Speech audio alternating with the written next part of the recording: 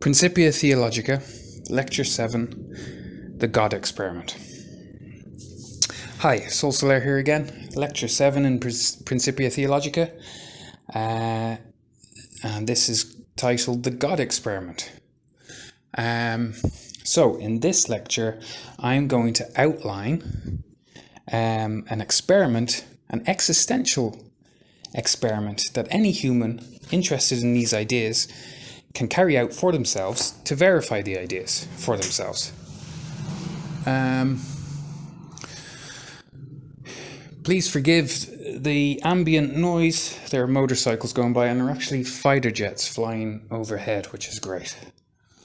There must be some army base nearby or something. They're training. So every now and again a fighter jet flies overhead and it's pretty loud. Anyway, nothing I can really do about that. So, the God experiment. So yeah, excuse the noise. Okay. So in the previous 6 lectures, I've spoken a lot about God and the human soul and the physics of consciousness. How the physics of consciousness radically changes our conceptualization of our universe. Such that God, the conscious entity God, and the conscious entities that are human souls become much more plausible, become plausible scientific realities. And that's very important because we're a scientific species. So if something is not scientifically plausible, then we can't believe in it. Okay, and that's why most atheists are atheists. Because it's not because God and souls until now haven't been scientifically plausible. So scientific people can only believe in things that are scientifically plausible. But here's the thing. God is a conscious entity. Human souls are conscious entities. And until my physics of consciousness, science had absolutely no understanding of consciousness whatsoever. And you can check that. Check physics textbooks, chemistry textbooks, biology textbooks. Consciousness doesn't figure anywhere whatsoever. And then you have a lot of scientists working on scientific theories of consciousness, but they all don't work. And they're all, frankly, not very good. To be honest, they don't solve the whole hard problem of consciousness, and they just don't work. That's why for so long consciousness has been known as a scientific mystery. If any of the theories worked, then it wouldn't have been considered a mystery. Anyway, so the previous 6 lectures have changed your conceptualization of the universe. Now you understand that since the beginning of time, the energy that was created in the Big Bang was conscious. There's one of the jets that I mentioned flying overhead.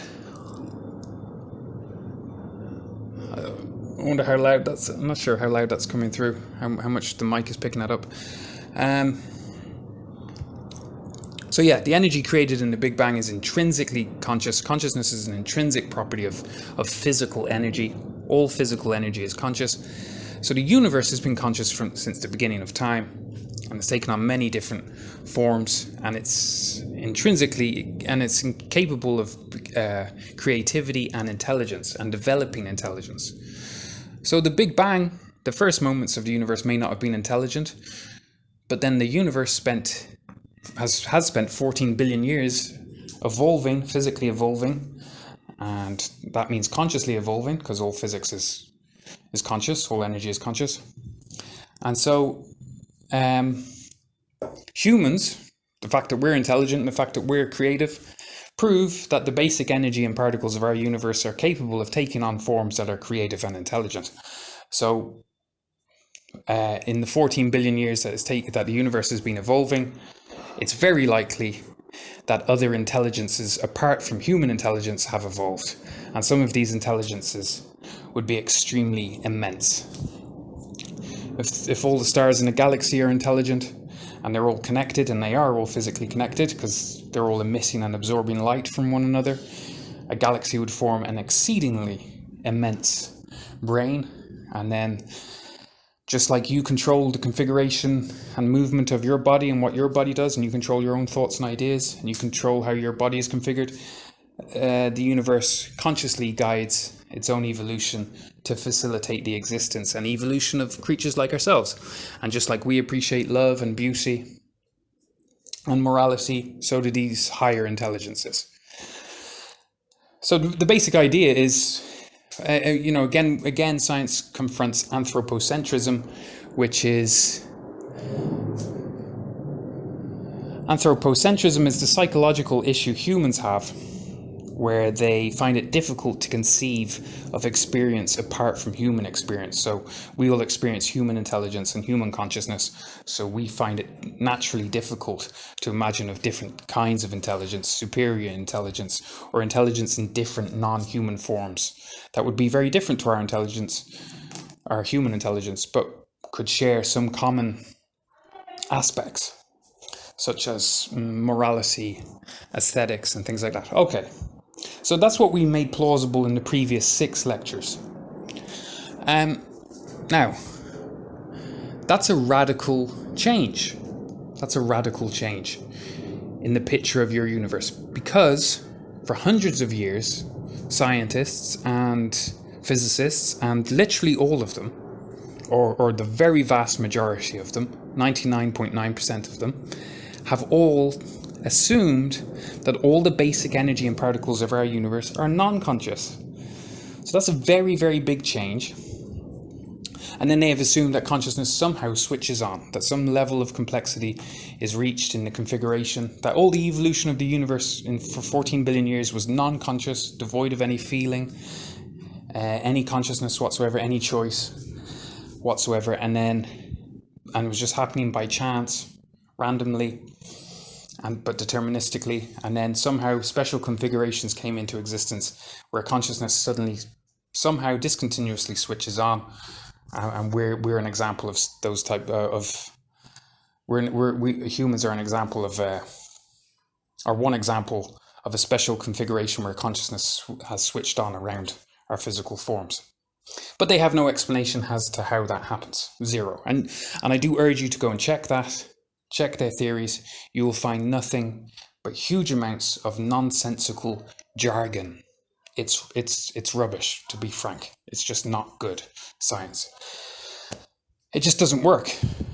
Once there's just there for 100 years they've been trying to come up with a theory as to how you put the non-conscious energy and particles together, and the consciousness suddenly comes about, arises or emerges, switches on, whatever you want to say, and they can't do it. There's no theory that will make any sense to you. Whereas if we assume that the energy born and created in the universe was conscious the moment it was created, it had intrinsic properties, and we just say consciousness was one of its intrinsic fundamental properties, and then it could evolve, take on different configurations, and within each different configuration is experienced the conscious experience concomitant to that particular configuration. So you have your physical configuration now, and you at any given moment, that physical configuration experiences the conscious experience that you experienced at that moment. Okay, so that's a big change in how we see the universe. It's a very big change in how we see the universe. And it's a very fundamental change in how we see the universe. And it's very, very reminiscent of the Copernican revolution. I keep on emphasizing the analogy to the Copernican revolution because the analogy is so exact. It's a very, very exact analogy. And it's as revolutionary. It's at least as revolutionary. Before Copernicus, everyone assumed, again, it's anthropocentrism. Oh, we're humans, and the center of your universe is you. The center of every human's universe is them. Like everything happens around you and you experience it at a center within yourself. So you naturally, even though you're not at the center of the universe, you do experience the universe as if you are at a center with the universe surrounding you. Which led humans in the past to naturally assume that the Earth was at the center of the solar system. And then they tried to make theories with the Earth at the center of the solar system, and the theories didn't work. Well, they did. I won't go, there's a sense in which they kind of did work mathematically, but it's very convoluted. I don't want to get into that discussion. It's interesting historically and mathematically, but it's not worth talking about now. It's not relevant now. The theories were ungainly, uneconomic, convoluted, and yeah. Then Copernicus came along. He put the sun at the center, and then the theory that he could then construct was so simple, so elegant, so beautiful that when you compare it to the previous Ptolemaic theories where the Earth is at the center, you go, oh, it must be the way Copernicus says, because it's so much simpler, so much more logical, so much more elegant, so much more beautiful. And if you study the history of physics, you'll see that all the greatest physicists have used beauty, elegance, simplicity, and economy as guides in creating their physics. It's just the beauty, elegance, simplicity, economy are clues in creating correct physical theories. So yeah, but initially Copernicus's theory was rejected, and it was rejected with hostility by the existing establishment. Why? Well, because it was a huge change in how we conceptualize of our universe. You go from being at the center of the solar system to the third rock from the sun, and this threatened people. The older you are, the more difficult it is to contemplate and assimilate new ideas, and you just have a tendency to get threatened and reject the ideas. That's just natural. That's just human nature. The younger you are, generally speaking, there's plenty of open-minded older people as well, but just generally speaking, the younger you are, the easier it is to contemplate, consider, and assimilate new ideas. So Copernicus was initially rejected. He was also, and this is what makes it really interesting, another kind of beautiful parallel to what I'm doing, he was rejected for theological reasons as well. The idea that God hadn't put the earth at the center of the universe threatened the theological establishment. Key to their theological beliefs was that God singled out humans for special attention compared to the rest of the universe, compared to the rest of the animal kingdom, for example, and that the earth was God's center of attention. So putting the sun at the center threatened these theological beliefs, even though it was so obvious that Copernicus was correct. Still, the Catholic theological establishment were threatened and initially rejected Copernicus. At least that's what I was taught in school. I was also taught that Copernicus was burnt at the stake, and I was taught that when I was 5 or 6. I remember learning that, and then I found out later that he wasn't, apparently. At least according to Wikipedia, he wasn't. So I don't know why I was taught that, but there you go. History changes all the time. So yeah, my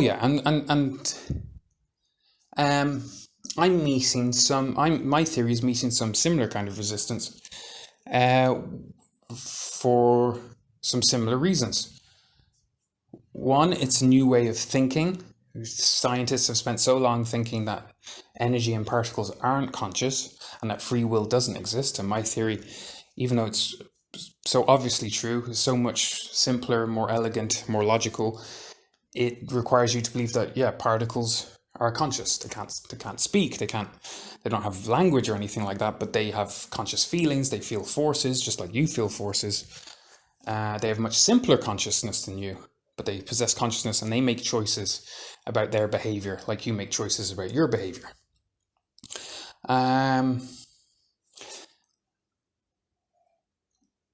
So that's a big change in how you conceive of your universe, and it takes people time to accept and assimilate a big change like that.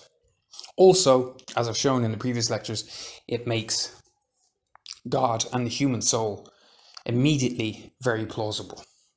So the vast majority of the modern scientific community are atheists. They've spent a long time, spent their lives living as atheists. And then to suddenly be confronted with the possibility of God is basically a bit scary. which I fully understand. It does induce some fear. So this is leading to me being somewhat suppressed by the consciousness community. But I would urge you, if you are interested in these things, you go to Reddit, you go to my profile, and my name on Reddit is Decent Astronomer, DECENT ASTRON astronomer OMER, astronomer. Nice way to remember how to spell astronomer is that it's an anagram of moon starer, which is kind of what an astronomer does sometimes, stares at the moon. So it has two O. That's how I'm bad at spelling, so that's how I remember how to spell astronomer. Decent Astronomer. And you can check all my posts on the Our Consciousness forum and other forums where I've been presenting and defending my theory, and you can see that they have nothing. Now they've just gone silent. It's quite interesting. Oh, and yeah, they've gone silent, and also they've started modifying their Wikipedia pages for their theories to make it more align, particularly the integrated information theory crowd.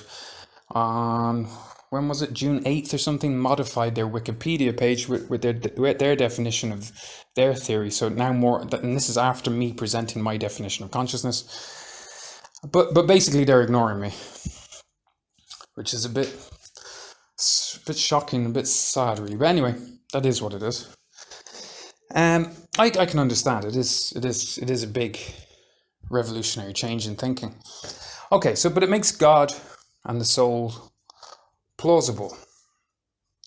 But yeah, and that can be a bit scary. So let's talk a little bit about fear and awe.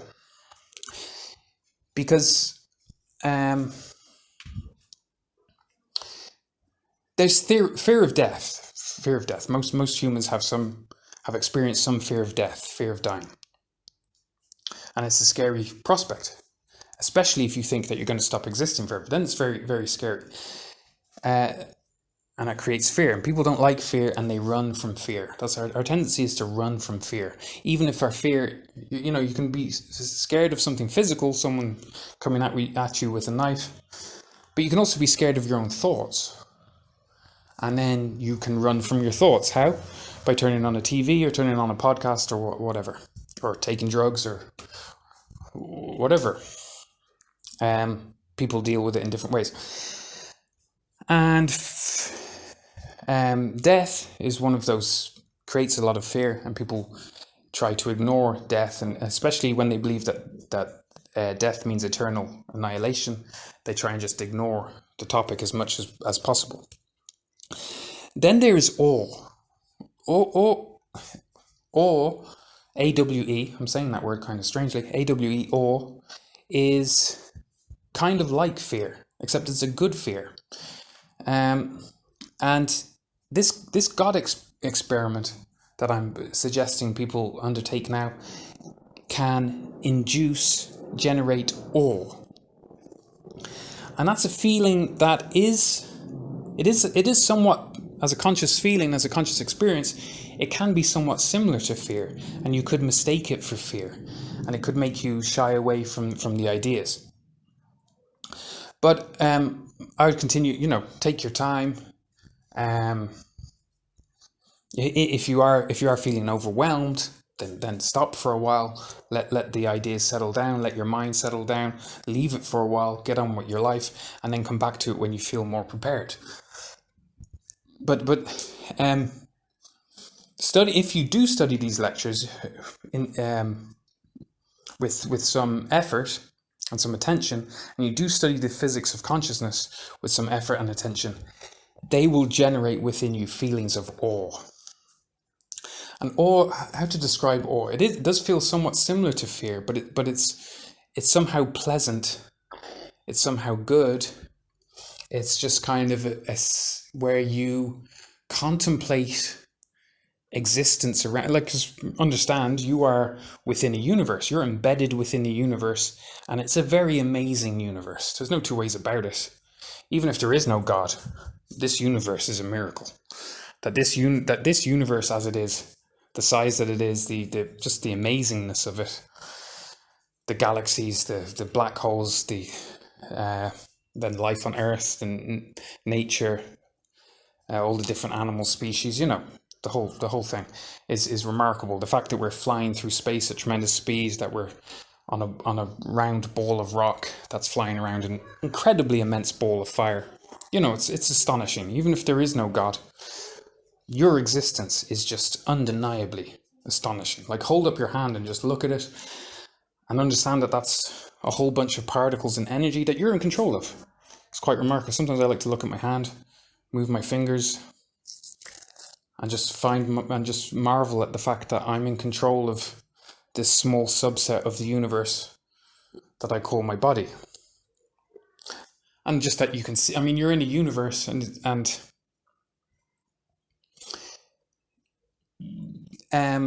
basically there are conscious states where you reflect on your actual existence, where it can become shocking.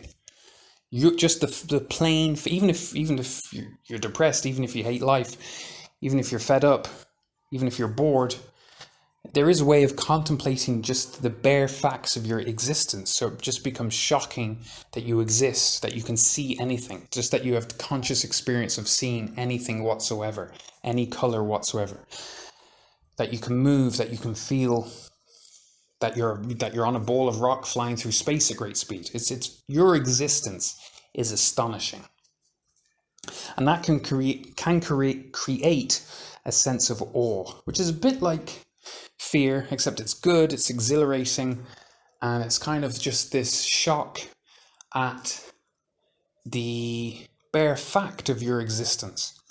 Okay, so these. If you do decide to take these lectures seriously and study them with some intent, you will experience awe. And sometimes you'll experience awe, especially once you start to truly believe in God, in the benevolent planning of your existence, that your existence isn't an accident, but it's been planned, designed by a very immense intelligence that cares about your existence, that has put some thought, and not just some thought, but billions of years of thought into bringing you into existence,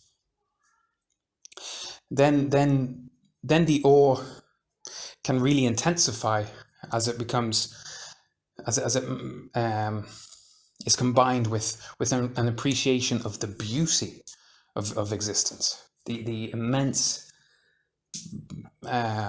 ineffably immense beauty of the existence of the universe, and just the shockingness of it. You should be shocked by the fact that you exist, and the bare facts of your existence. It's astonishing that you exist.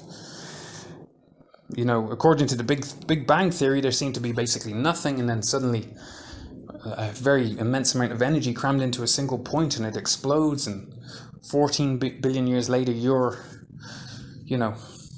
a human living this wild human life on a ball of rock flying around an immense ball of fire, spinning around an even more immense black hole.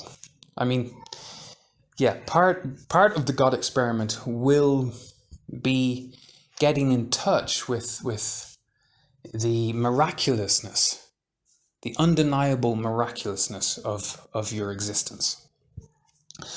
But what I'm saying is, that will generate feelings of awe, and just be mindful not to mistake the awe for fear, because there is a similar feeling, and not to shy away from it and persevere if you feel comfortable. If you don't feel comfortable, take a break, leave it for a while. Maybe there are a lot of people who don't think talking about God and spirituality and things like this, they don't think it's very worthwhile, and they don't like to talk about it. It makes them uncomfortable, which is fine.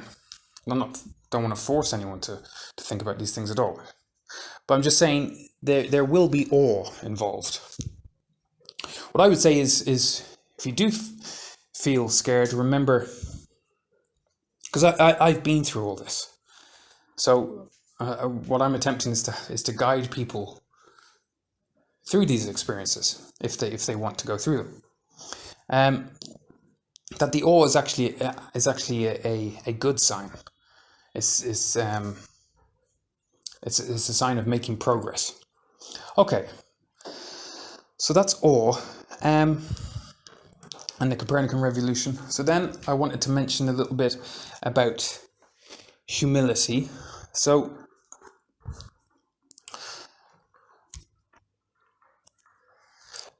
another or something that's essential for undertaking this God experiment, which again, this is an existential experiment.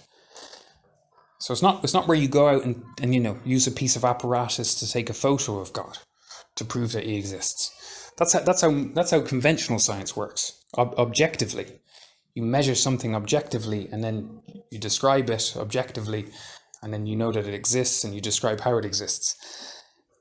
We obviously can't do that for God, because, well, in this theory, God is consciousness is private.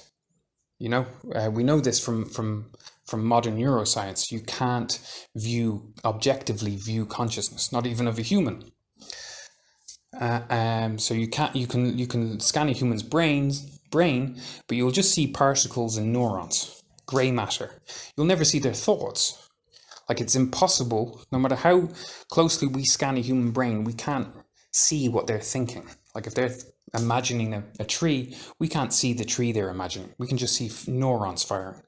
The conscious experience is within the neurons. They are the conscious experience, experiencing it within themselves, and it can't be viewed objectively from outside. So, and what's essential about God it doesn't matter what God's physical form is. So even if we could take a picture of God, and I think we have taken a picture of God in that we've taken a picture of the universe. We've taken pictures of the early universe, and we've taken pictures of the universe now, and I think the universe at large is the mind of God.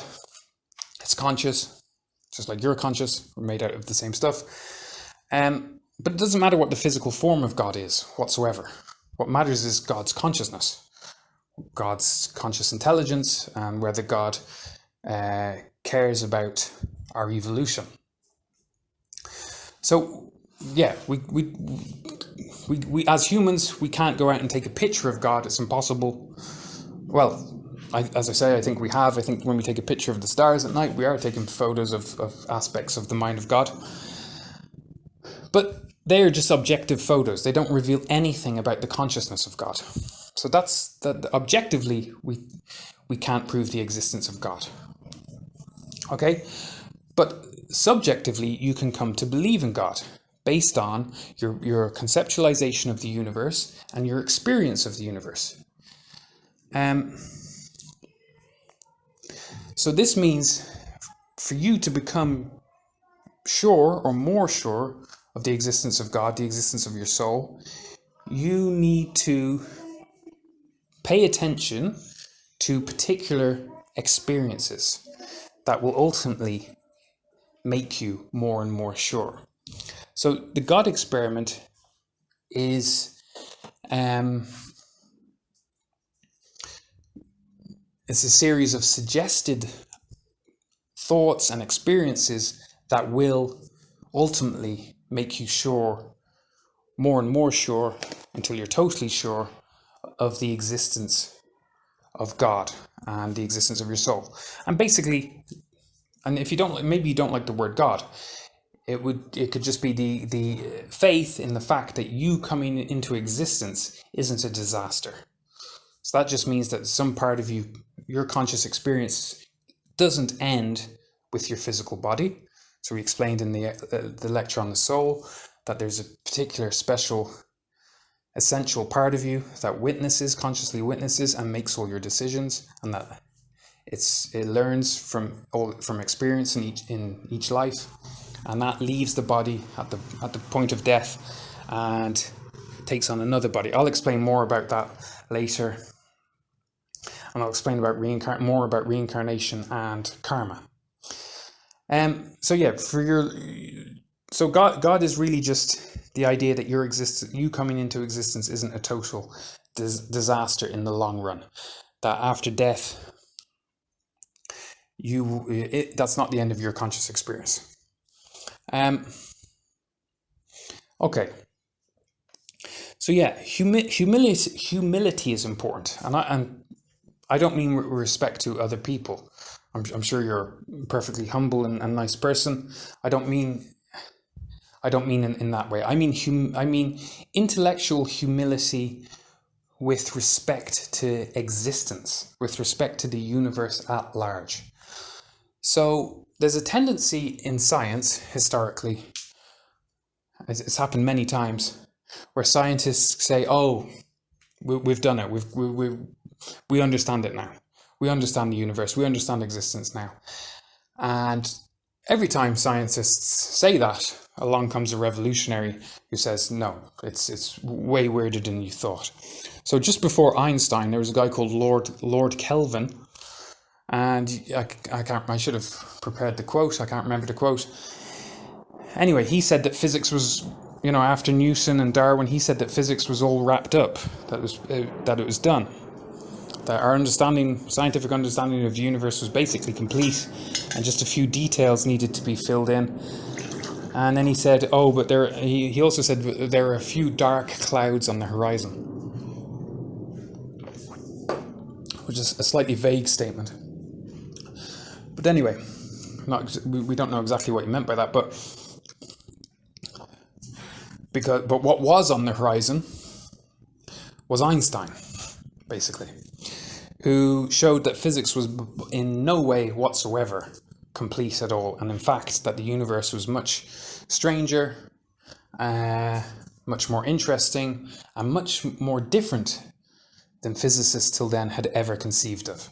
So until then, all physicists believed that time was absolute, that lengths are absolute, and then Einstein showed that time is relative, and that space is not linear, it's warped, curved. And he also was one of the founding fathers of quantum mechanics and all the strangeness of quantum mechanics. So, and now what's the contemporary analogy to this is modern scientists have jumped to the conclusion that there is no God, there's no spiritual aspect to our lives.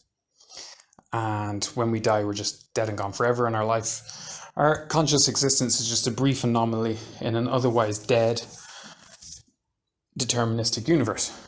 They've jumped to that conclusion, and they're wrong. They have no theory of consciousness that makes any sort of sense. And therefore, they can't say anything about spirituality, because they have no theory of consciousness. But now I've shown with my theory of consciousness that, of course, you need it for science to say anything about spirituality. Spirituality is inextricably linked to consciousness. All spirituality is conscious experience. So before science could say anything about spirituality, it has to be able to say something about consciousness, which my theory does. And surprise, surprise, and it is a big surprise, science suddenly becomes capable of describing the spiritual aspects of human existence.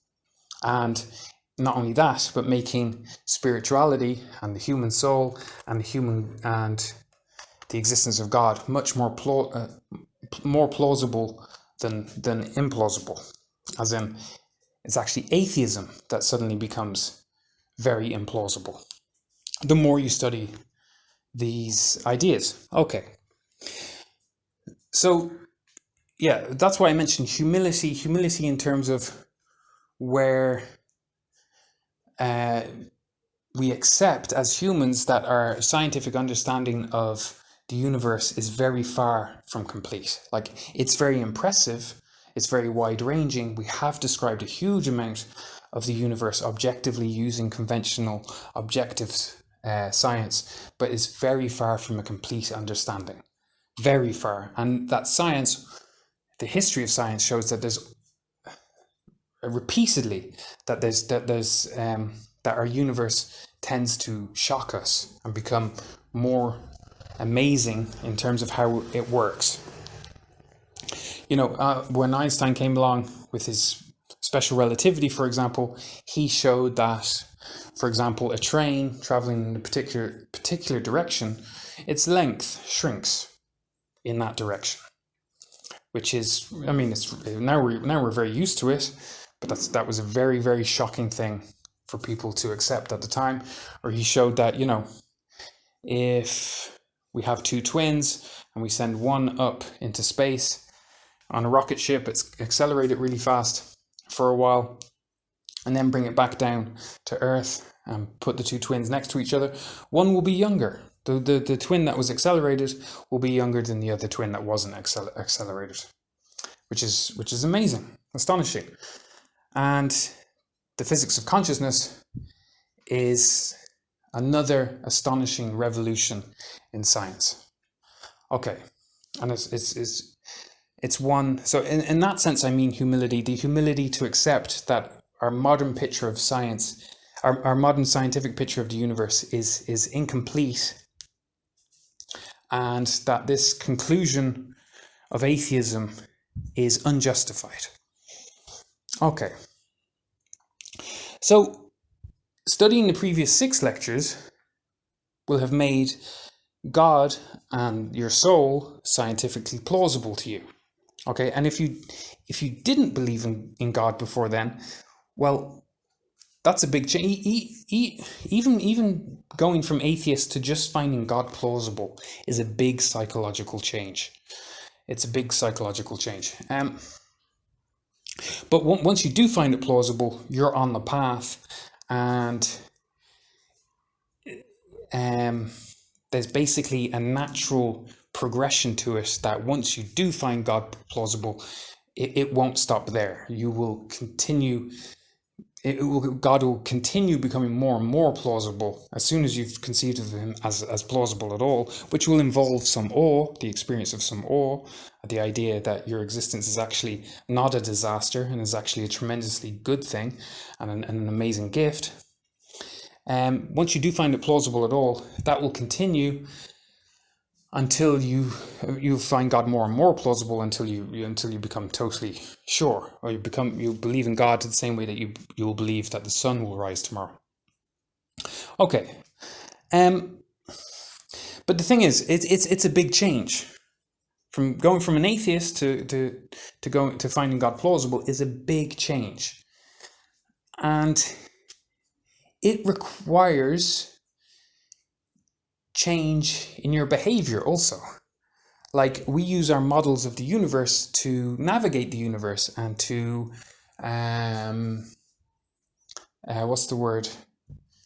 to determine our behavior. Your behavior depends in a large part on what you believe the universe is and how you believe the universe functions. And at the moment, we live in a very atheistic world. The world at large does not care about God. It cares about money and profit and things like that.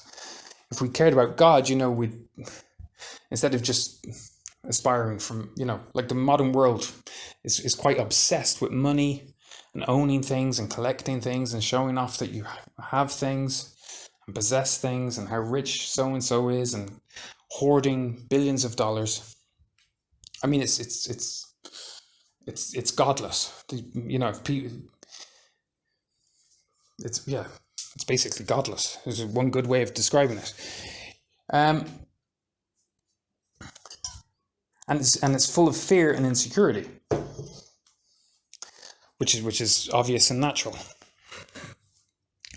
So we do not live in a world that considers God before making its decisions. If we considered God in a meaningful way, then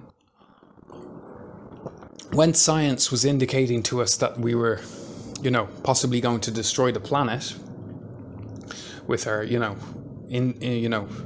greedy industry and stuff like that, we would have calmed down and say, okay, let's not destroy the planet. That's not a good or moral thing to do.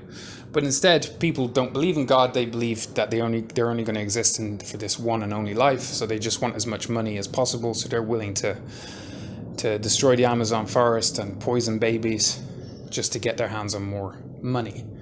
That's godless. Those people aren't considering God. Those people aren't considering their soul. Those people aren't considering the evolution of their soul or the future of their soul. They just want money, obviously. I mean, how could you be willing to chop down a forest or poison babies or, refuse people basic healthcare just for profit. That can't be, the behavior like that can't be reconciled with any genuine faith in God. And you see evidence for lack of genuine faith all over the world. Look at, well, I won't get into that. But like the Vatican, for example, that's supposedly a Christian institution, and it's a palace full of treasure, while homeless people sleep outside. This isn't. What would Jesus Christ think of that place? Is a very, very interesting question. Okay, so yeah, so intellectual humility in the face of existence, in the sense that science has not solved anything, and that a scientific revolution can change everything very quickly, and that science has said nothing about consciousness until my theory of consciousness, which makes theories of God and the human soul immediately and naturally plausible. Then another aspect of the God experiment would be admitting your desire for God, admitting that you would, like, whichever way you lean, you may be an atheist or you may be a theist or what have you, to admit that you would prefer that there were a God. You may believe that there isn't one, but to be honest, and I'm just talking to most people and people that, like, based on my experience of talking to people. So maybe you disagree and that's fine. But most people I meet, if they're honest, they would rather, when we get down to it and I say, okay, but if you're honest, would you prefer that there was a God? Like, you've come into existence, you've tasted human life, you've tasted love, you've tasted happiness, you've tasted fun. Would you prefer that your life is meaningful, at least to you? You do try and live a meaningful life. Like, you make choices. Sometimes you make choices for meaning as opposed to just for pleasure. Like this, you don't live life whilst you enjoy pleasure. You don't live life solely for pleasure. Sometimes you sacrifice pleasure for meaning. You're trying to live a meaningful life. Wouldn't you prefer that ultimately your existence wasn't just a terrible accident, that there was some meaning behind it, that the universe itself is also a conscious being that is also searching for meaning, and you are part of the universe's quest for meaning? As in, our species on Earth is telling a very long and very interesting story that's becoming more and more interesting as we evolve and become more creative and more intelligent. And wouldn't you prefer not to face eternal non-existence? Wouldn't you prefer that there's a special conscious part of you that separates from your body at death, and after some time begins a new life in a new body, having learned through experience during this life? Wouldn't you, regardless of whether it's true or not, wouldn't you prefer that to be the case? Wouldn't you prefer there to be some meaning to your life, some higher purpose, some reason for all this? I think the answer for the vast majority of humans to that question is yes, you would prefer for there to be some meaning and intelligence and guidance involved in your existence. Also, then there's the fear, related to that point is the idea of you don't want to live with the fear of death. The fear of death is ruining your life, basically. And at the moment, humanity doesn't talk about it. It's the great elephant in the room. And of course, we don't confront it, we don't address it, we don't deal with it at all, which is why we're behaving so insanely. To nearly destroy the planet for profit is insanity, morbid insanity. So the species is insane. Some countries more than others. I won't point fingers because there's no need to. It's obvious. We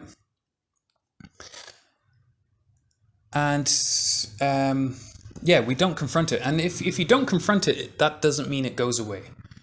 Just because you don't confront your fear of death doesn't mean that it disappears. It doesn't mean that it doesn't have effects. In fact, it has more effect. It has worse effects.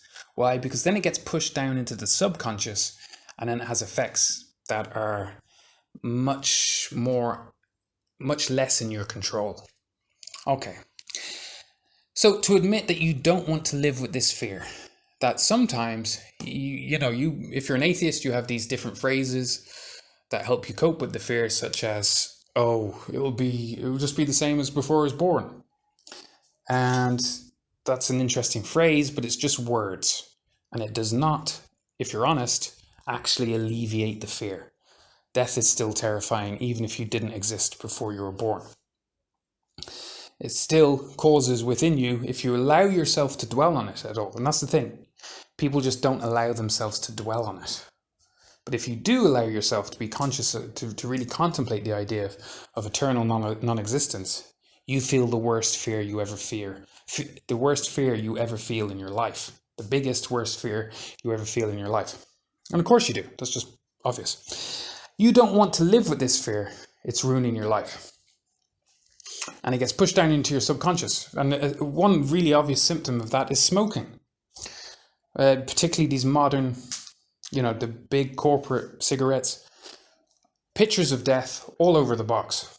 That's someone, I'll give a whole lecture on smoking. But that's someone, basically what cigarettes become is a way of subconsciously encountering managing on a day-to-day basis your fear of death. Each cigarette, you kind of overcome your fear of death a little bit, and you can relax again for half an hour. But I'll get into that in another experiment. But there's manifestations of our subconscious fear of death everywhere. It's the great elephant in the room. Okay, so those are some prerequisites to the God experiment. But then, what does experiment mean? Well, it's the same word as experience. So you need to go through experiences. And you need to basically live in a different way.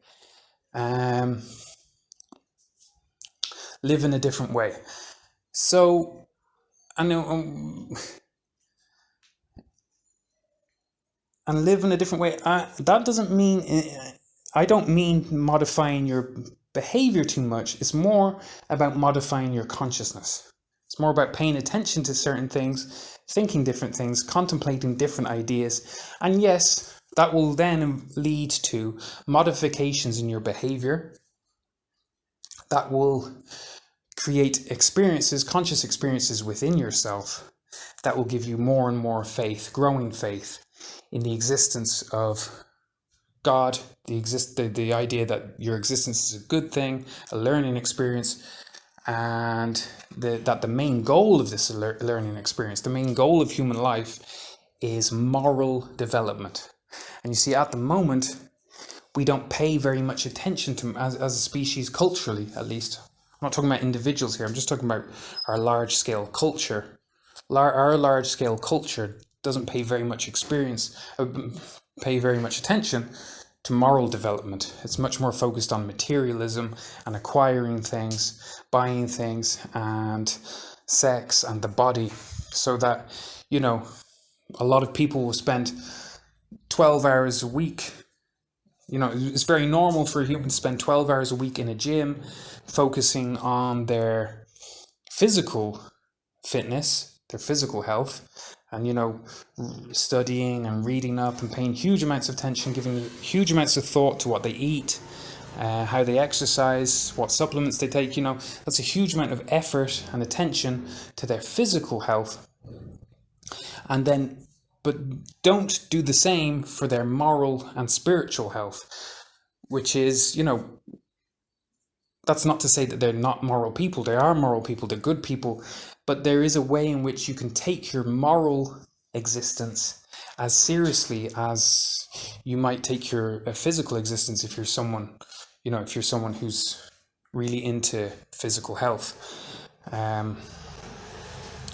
And that's a key element of religion, which is living a life where morality is a key, a central part of your day-to-day life, like a systematic attempt at regular, if not daily, moral improvement. That is systematically, objectively, and logically isolating your moral failures and dishonesty and justifications and things like that. And listen, don't get me wrong, I know people do this, but there's a tendency, or at least there was for me, I just kind of I didn't focus on things like that. And what I'm suggesting now in this God experiment is that if you do address these things systematically and logically, and with the aid of existing religions, and I don't mean necessarily this God experiment, by the way, I should say, is compatible with all religions, or all the major monotheistic religions. This God experiment and my theory of God is a monotheistic theory compatible with all major religions. This is not a religion. This is just a scientific analysis of our existence and scientific theories of the mind of God and the human soul, compatible with all the major monotheistic religions. So I've studied a lot of religion, basically, and I can draw one-to-one correspondences between my theory and Hinduism, Buddhism, Judaism, Christianity, and Islam, and also Sikhism. It's compatible with all those religions, which are all monotheistic religions. Okay. So, yeah, that's an introduction to the God experiment. In part 2, we'll discuss in detail what exactly the God experiment entails, what activities to undertake to align your life in a new way, just as an experiment. Not like I'm not at all suggesting that you just believe in God now. What I'm saying is you study what I've said so far, and that will take some time. It will take some time to change your mind and to find God plausible, to admit that you would be a happier person if you were sure that your existence was ultimately a good thing, and not a tragic thing that ends in eternal annihilation. And then in the next part 2 of this God experiment lecture, I'll explain what activities you can undertake, what certain things you can study, and certain additional resources. I'll discuss religion a little bit more, such that you can just not even modify your behavior, just modify your thinking slightly for a short period of time to see if, and as I say, it's an experiment. Don't just take, I don't want people to take my word for it. I don't want people to say, oh, this guy's proved to me that there's a God. No, not at all. I want you to prove it to yourself by contemplating certain ideas and seeing if bearing certain ideas in mind in your day-to-day life, see if it improves your life or not. That's the experiment. Live your life as you're living it, but just with a few thoughts in mind, and I'll explain these thoughts in part 2. You live your life just as you're living it now, but just with a few thoughts in mind that might modify your behavior here and there, and just see if you, after a week or after 2 weeks or after a month, see if you find yourself feeling more peaceful, more happy, more psychologically healthy, and even more physically healthy. Because I will say it's improved these ideas and this intellectual, this new way of aligning myself intellectually with the universe around me has actually not just improved my moral health, but it also has improved my physical health to some extent. Okay, so in part 2, we'll discuss in more detail the particular things you can do and the particular ideas that you can bear in mind to verify what I'm talking about. And I would suggest undertaking this privately. At the moment, we live in a world, a very cynical world, where any talk about often talk about spirituality and God and the soul and things like that can lead to quite immediate ridicule by scientific people. They can just say, oh, you're an idiot if you believe in God. Science proves there's no God. And they say that very matter-of-factly without any sort of doubt. And that's why I mentioned humility earlier. Humility in the sense that maybe the universe is more amazing than we've considered so far. Okay, so check out part 2 where I explain a few ideas that you can keep in mind and just try it for a week or two. If there's any improvement in your sense of well-being, if you feel more at peace in the universe, even slightly, then these ideas will just naturally stay in your head and they'll modify your life. And that will be the beginning of a spiritual journey to total faith in God. And the one thing I can assure you of is if you do go from being unsure to total faith, you will be a happier person. Even then, you might be wrong. We're just humans. We could always be wrong. But you will be happier. So then, and you'll get to a place where you will say, okay, I could be wrong, but I just know I'm not. I know there's God, like I know that the sun is going to rise tomorrow. And that's a very nice place to be. It means the universe surrounding you is no longer your enemy that's about to kill you. Which is, if you're an atheist, the universe around you has brought you into existence and has brought you into existence in such a way that it's also going to annihilate you forever. So your universe that you live in and that you've been created out of is actually your enemy. In my picture, in my model, in the picture of the universe I'm painting, the universe surrounding you is not your enemy. In fact, it's your parent. Neither male nor female. It's male plus female plus many other things. And it's definitely not just a man. It's created you out of itself because it's a naturally creative entity. And just like you love, it also loves. So you'll be much more at home in your universe, much more comfortable in your universe, and your anxiety levels will plummet. This is an antidote to anxiety. Okay, so check out part 2. Thanks for listening. All the best.